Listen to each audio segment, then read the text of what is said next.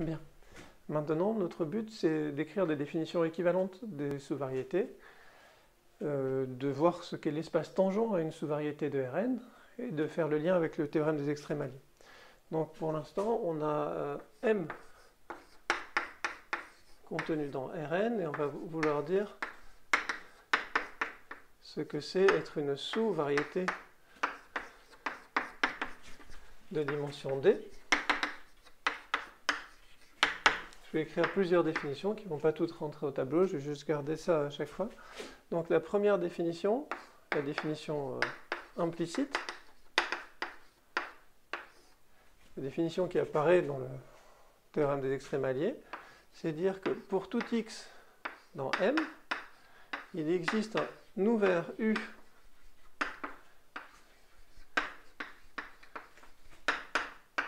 contenant x et G une submersion de U vers Rn moins D. On impose n moins D conditions pour que ce qui reste, ça soit de dimension D.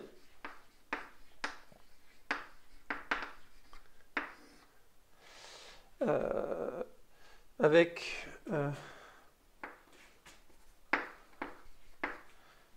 U inter M, c'est juste les points qui s'envoient sur 0. En particulier, G de x égale à 0, et au voisinage de x, tous les points qui sont suffisamment proches de x, les points qui sont dans ma sous-variété, c'est exactement ceux tels que G de x égale à 0. La variété est définie par l'équation G de x égale 0 au voisinage de x, et bien sûr l'exemple, c'est, si on regarde x2 plus y2 plus z2 égale 1, donc x2 plus y2 plus z2 moins 1 égale à 0, ça, si vous calculez la différentielle, bon bah, qu'est-ce qui reste quand on a une application donc de R3 vers R?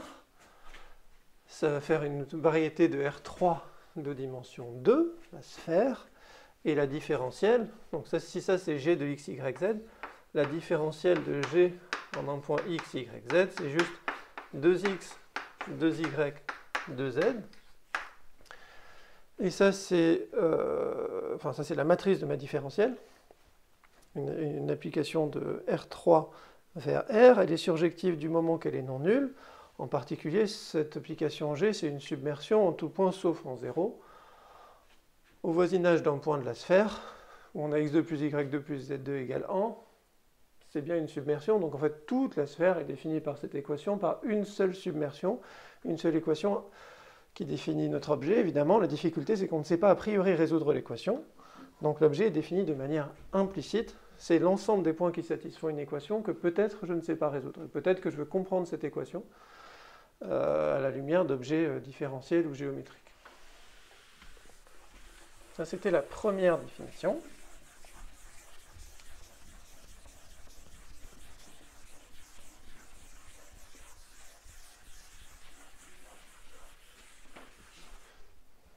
Deuxième définition que je vais appeler paramétrique, disons.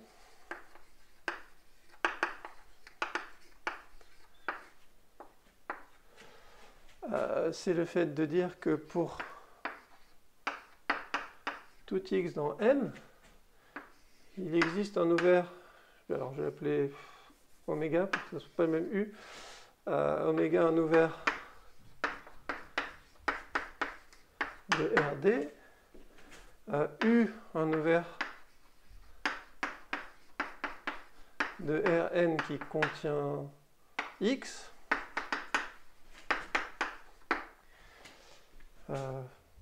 non en fait, ouais. Et F,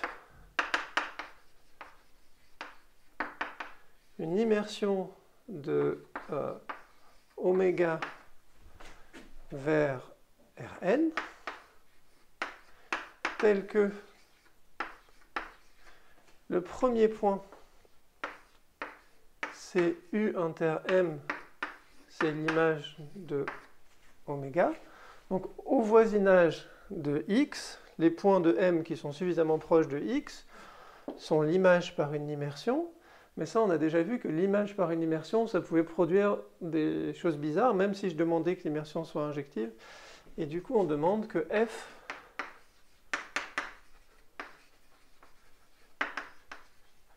est un homéomorphisme de oméga sur U inter. Donc, ça, on appelle ça un plongement. Donc ça évite les recoupements qu'on a vus quand on a dessiné un 8. Et ça nous donne une définition équivalente d'une sous-variété de dimension D. Exemple. Alors j'avais pris la sphère tout à l'heure. Donc si je veux paramétrer la sphère, on peut faire l'application qui a θ et à phi associée. Alors ça serait bien que je connaisse mes coordonnées sphériques. Un truc comme ça.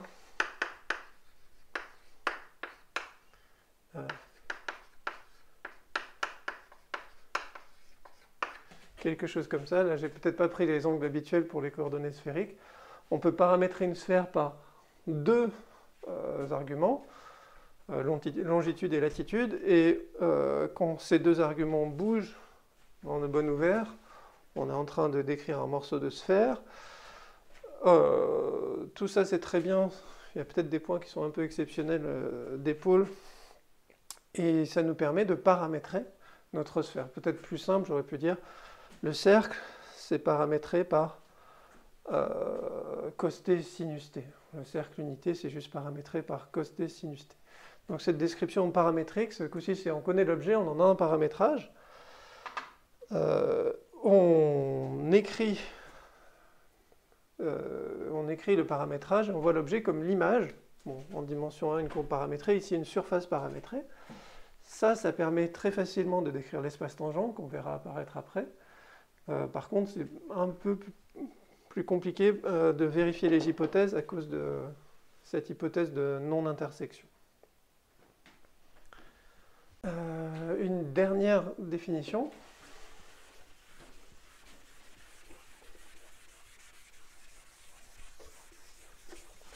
C'est de dire que finalement une variété, c'est le graphe d'une application lisse de RD vers R à la puissance n.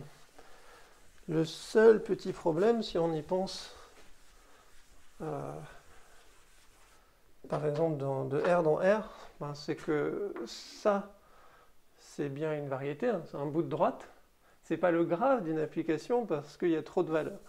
Donc la définition, parce que un x, il y a beaucoup trop de y au-dessus. Donc la définition par graphe, c'est de dire peut-être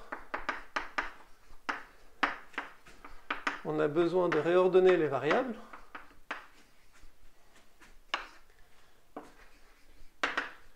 Au voisinage d'un x. Donc j'aurais dû dire ici pour tout x dans M. Quitte à réordonner les variables, peut-être que je dois échanger y et x dans le dessin que je venais de faire. Il existe U un ouvert de RD qui contient on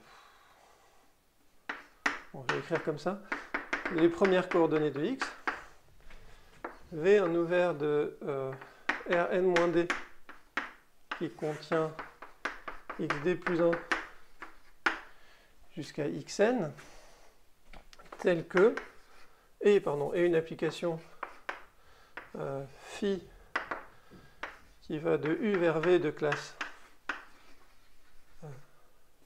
un difféo, non pardon, pourquoi un difféo, une application de classe C1,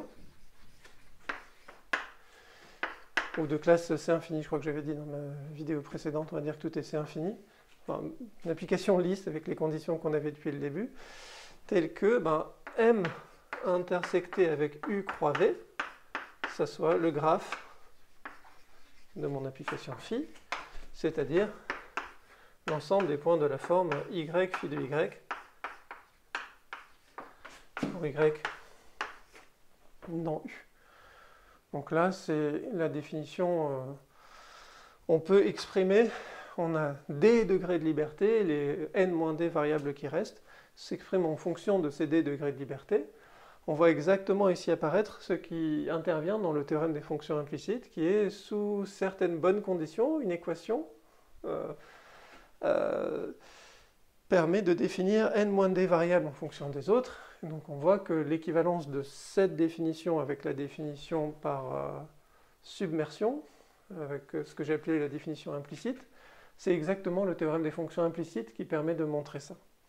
Donc l'équivalence des différentes définitions, c'est soit des petits exercices, soit des applications du théorème d'inversion locale ou des fonctions implicites. Bien. Maintenant, il nous reste à parler d'espace tangent. Qu'est-ce que c'est l'espace tangent à une variété, à une sous-variété?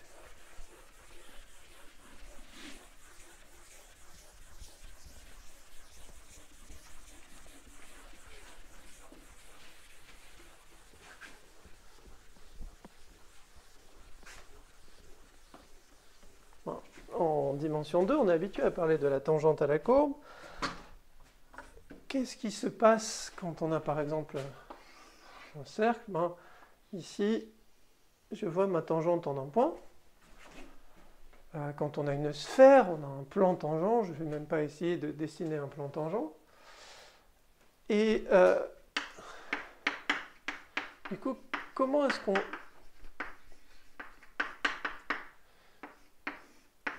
trouve des vecteurs tangents à une variété? Si on a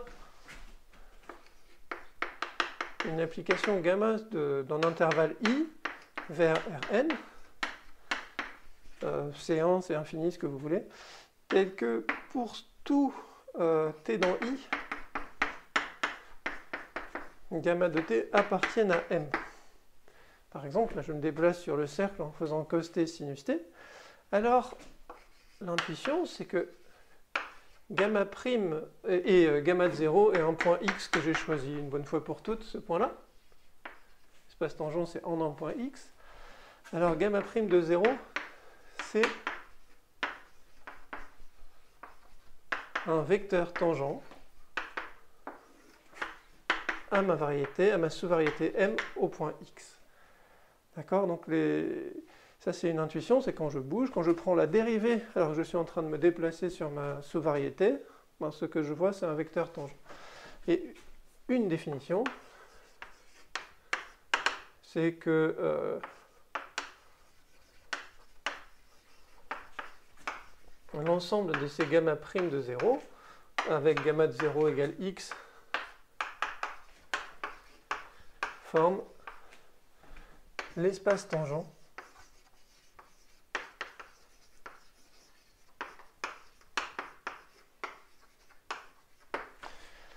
à m en x. C'est pas complètement évident que ça soit stable par somme, mais en fait on va voir différentes descriptions de l'espace tangent.